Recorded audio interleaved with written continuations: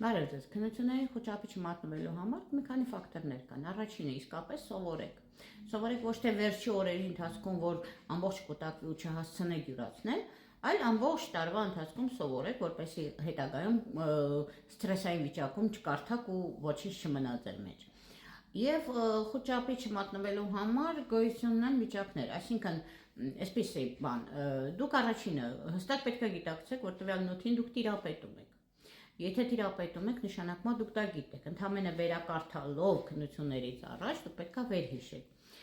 Եվ խոճապի չմատնվելու համար պետք է պատկերացնեք այսպես, որ ձեր դիմացինը ճիշտ է, դասախոս է, բայց կամ դասատու է, բայց նա ձեզանից պահանջում է այն, ինչ որ տվել է։ Այսինքն ձեզանից ավելին չի պահանջելու, ինչի ինքը տվել է։ Իսկ իր տված, եթե դուք յուրացնեք, խոճապի մատնվելու կարիք չի լինի։ Եվ խոճապի չմատնվելու համար շատ կարևոր է բարձր ինքնագնահատականը։ Երբ որ դուք ինքներդ հասկանաք, որ սիրում եք ինքներդ ձեզ, որ դուք գնահատում եք ինքներդ ձեզ, որ դուք ի վիճակի եք պատասխանելու, որովհետև դուք սովորել եք եւ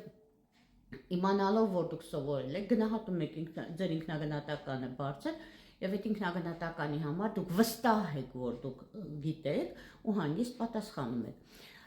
Եվ էլի տարբերակ, որ խոճապի չմատնվեք, այդ պահին քննության մտնելուց մի քանի վայրկյան առաջ փորձեք լրիվ ուրիշ բանի մասին մտածել, լրիվ ուրիշ թեմաներով,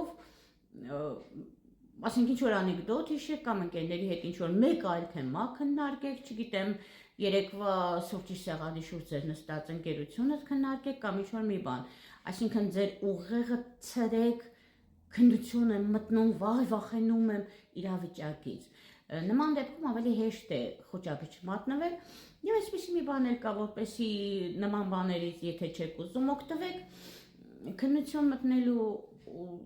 առաջ սկսեք հաշվել, ուղղակի հաշվեք, 1, 2, 3, 4, 5, հաշվեք մինչև 100-ը, մինչև, չգիտեմ, 200-ը, 500-ը, հաշվելու process-ի ընթացքում